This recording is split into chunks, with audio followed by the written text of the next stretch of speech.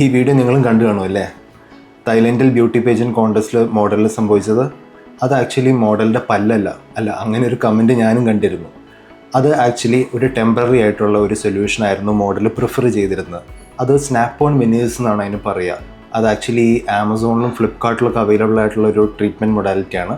അത് actually permanent ആയിട്ടുള്ളൊരു സൊല്യൂഷനേ അല്ല, ടെമ്പററി ആണ്. ജസ്റ്റ് മാറ്റർ ഓഫ് ലൈക്ക് ഒരു 2-3 ഡേയ്സ് അല്ലെങ്കിൽ 1 വീക്ക് മാക്സിമം അങ്ങനെ ഒരു സിറ്റുവേഷന് വേണ്ടി യൂസ് ചെയ്യാവുന്നതാണ്. പക്ഷേ പെർമനൻ്റ് ആയിട്ടുള്ള സൊല്യൂഷൻ എപ്പോഴും ഒരു വെനീർ എന്ന് പറഞ്ഞൊരു ട്രീറ്റ്മെൻറ്റ് മൊഡാലിറ്റിയാണ്.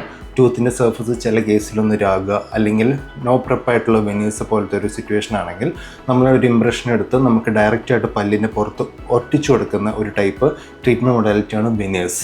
അതാണ് പെർമനൻറ്റ്. ഇനി മുതൽ നിങ്ങൾ പെർമനൻ്റ് ആയിട്ടുള്ള സൊല്യൂഷൻസാണ് എപ്പോഴും ഡെൻറ്റിസ്റ്റായിട്ട് സംസാരിച്ച് പ്രിഫർ ചെയ്യേണ്ടത്.